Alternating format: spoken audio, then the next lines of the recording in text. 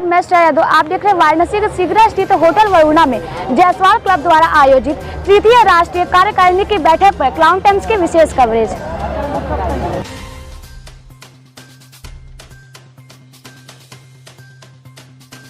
इस तरह के मिनिस्टर या मंत्री जी से विनम्र आग्रह करूंगा कि समाज को मैं अपनी बातों को शुरू करूं। आप उसको वर्डनाइज कर दीजिए, आप उसको ओपन स्टोर बना दीजिए, आप उसको ऑनलाइन कर सकते हैं। जगह बना कर रहे हैं बहुत ही सुहाना के जाके जाइए आप लोग मिलान करते हैं।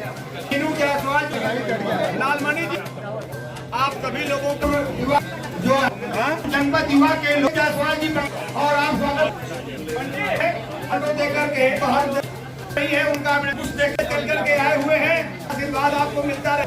अध्यक्ष शुभारंभ चाहिए। अब मंच में मंत्री जी से कदम ले आओ। क्रम जी जो हमारी भारी है जिन्हें की वो देकर सहयोग हमारे चलकर केशव सिंह आए हुए के भी कड़ी में अब ये सभी सम्मानित साथियों से मंत्री रीना जायसवाल जी, सांसद श्रीमती चंदा चौधरी जी का अंगवस्त्र देकर स्वागत करें। जोरदार जायसवाल पर होना चाहिए। ये भी जायसवाल क्लब की राष्ट्रीय कार्यकारिणी मांग करती है। भेजना चाहिए जिससे अच्छी क्षमता का विश्वास हो सके। बैठक अब लखनऊ की राजधानी पर होगी। जो वहाँ के कार्यकारी अध्यक्ष हैं, वहाँ के अध्यक्ष हैं और आज बड़े सौभाग्य की बात है पशुपति नाथ जी का कई कर्तव्य है। जिस देश में, जिस प्रदेश में, जिस जिले में, जिस गांव में मेरा जन्म हुआ है, जिस समाज में मेरा जन्म हुआ है, उसका उत्थान करें, उत्थान करें और उत्थान करें। जिस गांव में हुआ हम उसका विकास करते हैं, जिस परिवार में उसका नाम रोशन करते हैं। आपकी दादी का उम्र होता है 3 जनरेशन, 17 जनरेशन पहले हमारे यहाँ पहले सीता राम था। करेंगे मात्र 35 जनरेशन, 17 जनरेशन 350 साल कि हमने इसको उस पूर्ति को जो अब देश आजाद हो गया है, हम अपने बेटियों को पढ़ाने के बजाय उसको यह करते चल बेटी दुकान जा और शाम जा बेटी स्कूल जा और शाम को आ जाना थोड़ा किचन। हमें लगा कि हमें कुछ नया करना चाहिए। जैसे लायंस क्लब है, रोटरी क्लब है, भारत विकास परिषद है, ये तमाम क्लबों में जो आपका अमाउंट जाता है वो जाता है 25% इंटरनेशनल फंड में। क्यों नहीं ना? रोटरी लायंस के टच पर इसका वर्क कल्चर हो, उसका वर्क कल्चर रोटरी लायंस के तरह हो और इसका पैसा देश के अंदर ही रहे, देश के बाहर पैसा इसका न जाए। और साथ साथ समाज के अंदर उनका जो प्रयास है, जो कुरीतियां खत्म करने की है, इसमें जायसवाल क्लब बहुत भूमिका निभाती है। बहुत ही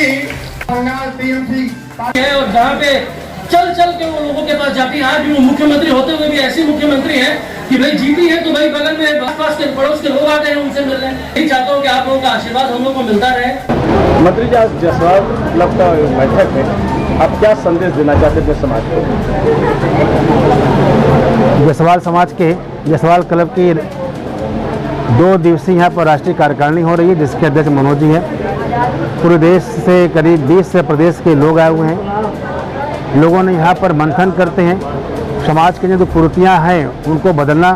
जैसे हमारे यहाँ 13वीं के भोज के नाम पर जो समाज की कुरीतियाँ हैं इसको कैसे रोका जाए, बेटियों को पढ़ाया जाए, बच्चों को दुकान में उलझाने के बजाय उनको शिक्षित किया जाए। जो बच्चे बच्चियाँ खेलने में रुचि रखती हैं वो खेलें ताकि वो देश के लिए मेडल लेके आ सकें। ऐसा समाज से अपील किया गया है और समाज के लोगों ने भी जो परंपरा के नाम पर कुरीतियाँ हैं उनको छोड़ने का संकल्प लिया है। इस वक्त हमारे साथ नेपाल की पूर्व कैबिनेट मंत्री और वर्तमान सांसद चंदा चौधरी। आज जानते हैं जायसवाल क्लब के इस मंच से आपका क्या संदेश है समाज के लिए? धन्यवाद। समाज के लिए हमारी संदेश है कि जो समाज अभी जायसवाल क्लब काम करते आ रहे हैं वो बहुत ही सराहनीय है और ये जो टीम है मनोज जायसवाल जी का जायसवाल क्लब थी, और इन लोगों का काम जो सोशल वर्क से भी शुरू करते हैं, ना कि सिर्फ समाज के लिए करते हैं, अन्य समाज के लिए भी कार्य हो रही है। और इन लोगों का अग्रसरता रहता है कि अन्य समाज में भी हम लोग क्या दे सकते हैं, यह जायसवाल समाज वर्क करते आ रहे हैं। इसके लिए मैं धन्यवाद देना चाहूँगी, और संदेश यह है कि आगामी दिन में भी इस चीज़ को निरंतरता दे, और मेरा रिक्वेस्ट भी है मेरी।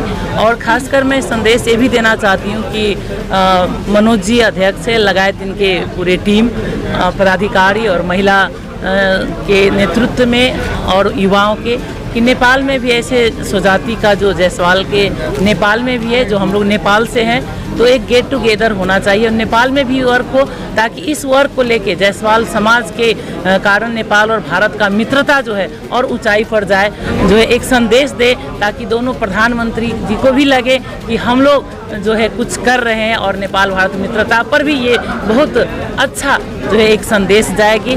यह हमारी एक संदेश है। इस वक्त हमारे साथ हैं जायसवाल क्लब के राष्ट्रीय अध्यक्ष मनोज जायसवाल। मनोज जी, जायसवाल सम्मेलन में क्या संदेश आप समाज को देना चाहते हैं? आज ये 2 दिवसीय सम्मेलन हमारा हुआ है, जिसमें हम लोगों ने जो समाज की कुरीतियाँ थी वो कैसे ख़त्म हो उसके बारे में चर्चा हुई। हम लोगों ने कहा कि जब इस देश में धारा 370 इतनी आसानी से ख़त्म हो सकती है तो हमारी कुरीतियाँ क्यों नहीं, उस पर विचार हुआ। और हम लोग ये सबसे आशा किए हैं कि ये कुरीतियों को ख़त्म किया जाए। लगभग हमारे पास 125 लोग आए हैं जो 20 प्रांतों से आए हैं। सारे जो 20 प्रमुख जो हमारे अध्यक्ष महामंत्री हैं वो 3 विंग के, महिला इकाई, युवा इकाई और मेन बॉडी के, और प्लस नेपाल से आए हैं। हम लोगों को लगा कुछ परिवर्तन करने के लिए कि जायसवाल सभा काशी की जो पुराना संस्था थी वो काम कर रही है, लेकिन उसमें क्या कि पुराने ढर्रे से हो रहा था, लोग ऊब चुके थे। इसलिए हम लोगों ने प्रयास किया कि कुछ नए तरीका दिया जाए। उस परिवर्तन के तहत हम लोगों ने एक जायसवाल क्लब बनाया, जिसमें खास तौर से युवाओं का डेवलपमेंट, महिलाओं का डेवलपमेंट, इस पर हम लोगों ने चर्चा की। इसका रुझान पूरे देश में बढ़ा और लोगों ने विश्वास किया और पूरे तन मन धन से लोग इस पर लुक के काम कर रहे हैं। अंतिम सवाल है, 2022 के विधानसभा चुनाव का शंखनाद हो चुका है। अगली बार बीजेपी, सपा, बसपा, कांग्रेस या किसकी सरकार बनेगी? देखिए, ये तो संभावनाओं का खेल है, लेकिन हम लोग ये चाहेंगे कि जो हमारे हित की बात करें, जो समाज को हमारे सम्मान दे, हमारे समाज के पुरोधाओं का जो सम्मान करें।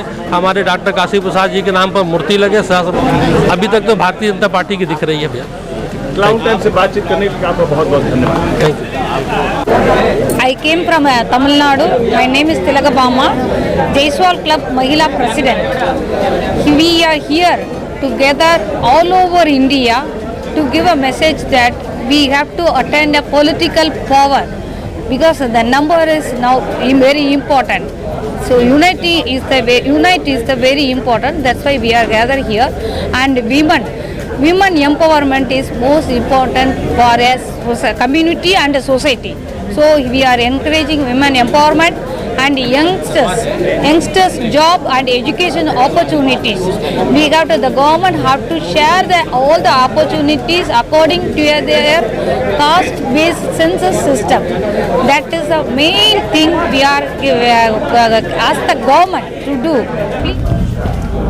इस वक्त हमारे साथ हैं जायसवाल क्लब के निदेशक दीपक जायसवाल।